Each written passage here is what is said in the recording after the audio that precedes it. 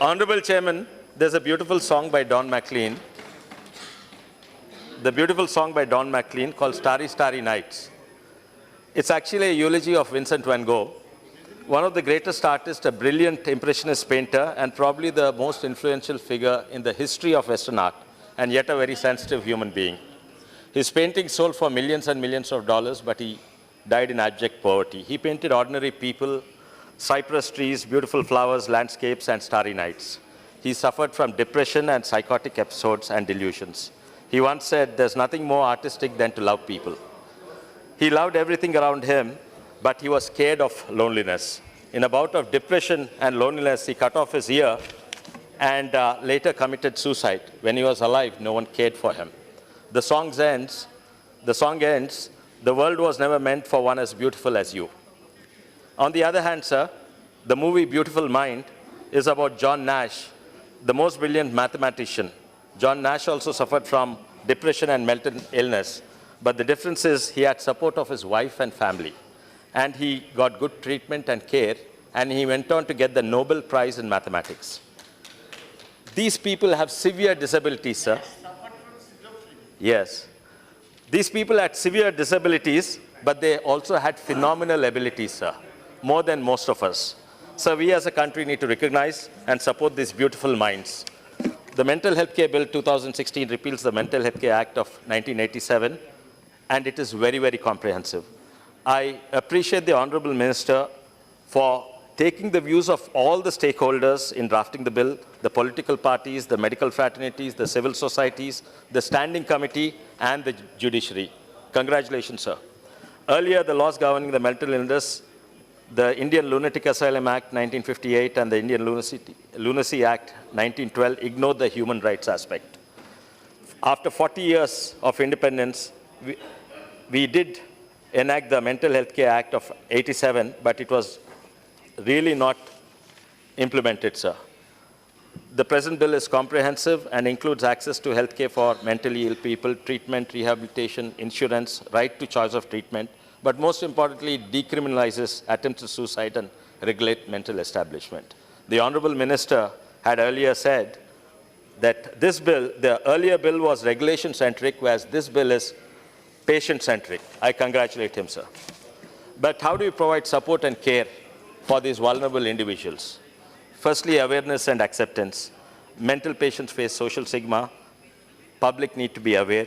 They need to be accepted in the society, and they should not be confined. So there need to be a budget for awareness, TV and media messages, etc. Secondly, they need access to care. Many honorable members raised this point. Presently, only 2%, about 2% of the population suffer from mental illness.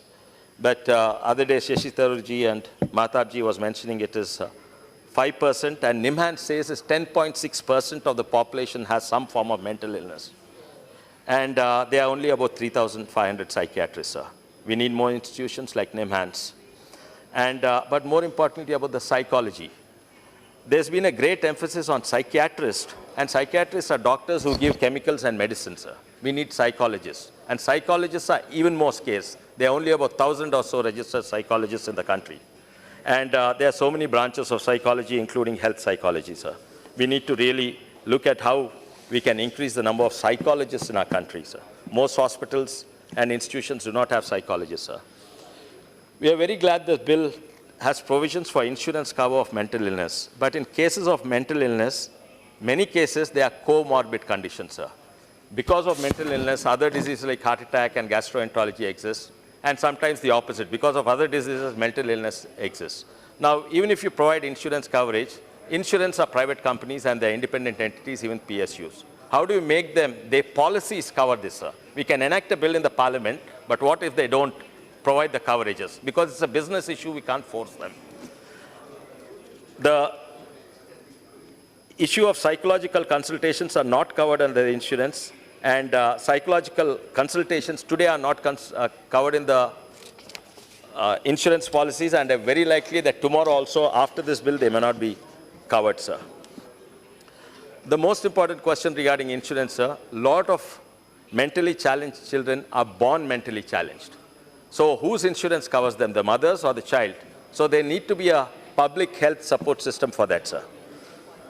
The urban life has become very stressful, sir, and honorable member has extolled the virtues of joint family. Yes, sir, the joint family acts like a shock absorber. But in today's world, I don't think that shock absorber exists in urban life. And we need urban counseling centers, sir.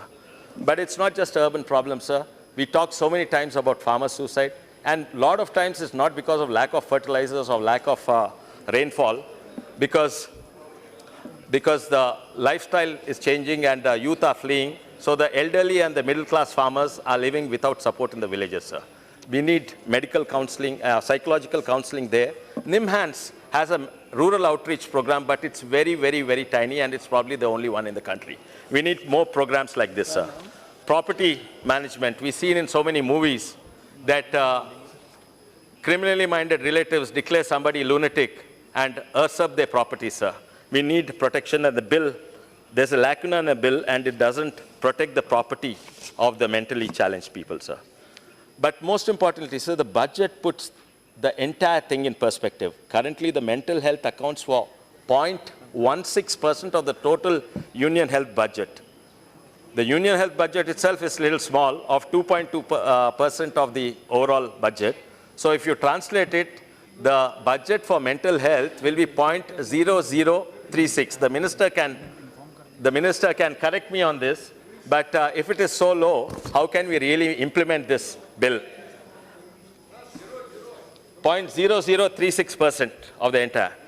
Lastly, it decriminalizes attempts to suicide, sir.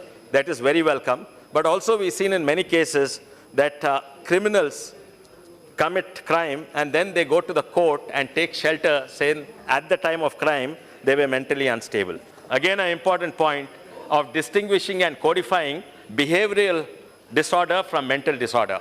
Ravindra Babuji has got that point out. It's very, very important. Otherwise, criminals will take shelter on this law, sir. Lastly, sir, I'm very glad we are passing this bill today. Let us make sure the bill is implemented immediately.